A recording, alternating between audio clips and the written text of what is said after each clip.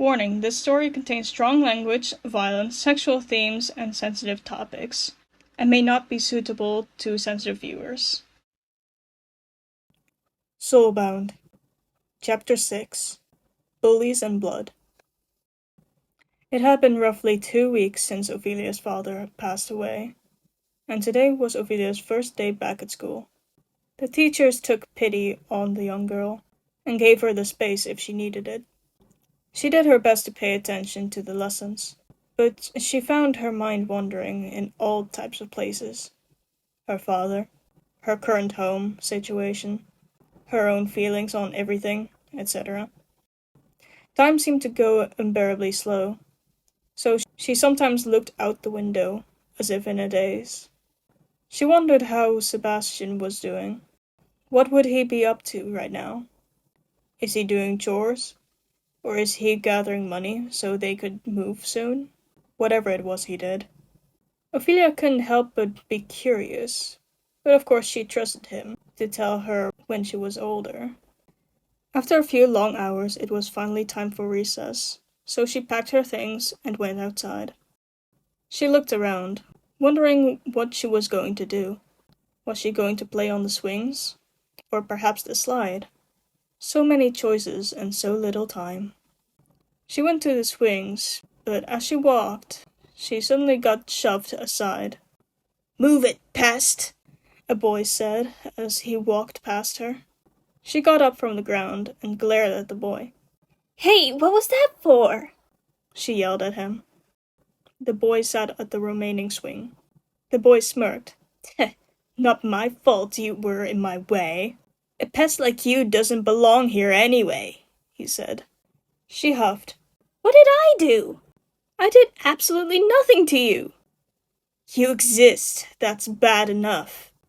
Just shut up and go away, girlie. Your filth is poisoning the air," he said, and Ophelia growled a bit in annoyance.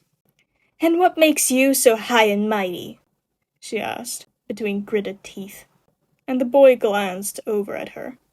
"You're a girl who forgot her place, and a disgusting low-born mutt nonetheless." She glared. "Oh, so that's how you see things." "Yes, it is. You are a burden on everyone. Honestly, I'm glad your father died. That's one less commoner in this world. One less plague rat amongst greater beings." She saw red for a moment, and she shoved him off the swings. The boy blinked in surprise before that shock turned into anger. He quickly got up and charged at Ophelia, who was a great bit smaller than him. Ophelia tried her best to fight back with the techniques Sebastian taught her, which helped her a bit, but she did get hit a few times. But nothing too serious, until she got kicked in the ribs, and there was a loud crack which caused her to collapse to the ground in pain. Shortly after, a few teachers broke up the fight and took them both to the medical wing. The boy had a broken nose, wrist, and even a few fingers, as well as a bunch of bruises. Meanwhile, Ophelia had a few dark bruises and 2 broken ribs, one of which punctured a lung, which left her coughing up a small amount of blood, and she was eventually taken to the hospital, where she got treated for the broken ribs. A few hours later, Ophelia found herself in a hospital bed. She was given quite a bit of medicine for the pain, and her chest was wrapped in bandages so that her ribs could heal properly. Sebastian was sitting next to her. "Tell me what happened," he said firmly, and Ophelia sighed and explained. When she was done, Sebastian had a hard-to-read expression on his face. "I'm taking you out of that school," he said firmly. She tilted her head.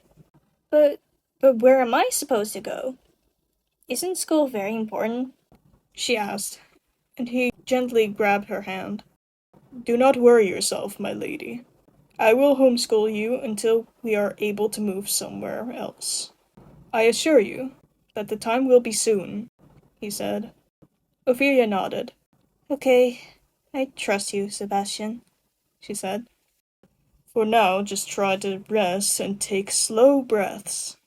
Your ribs and lungs are still a tad fragile, he said, and she nodded. All right. She closed her eyes to get some rest.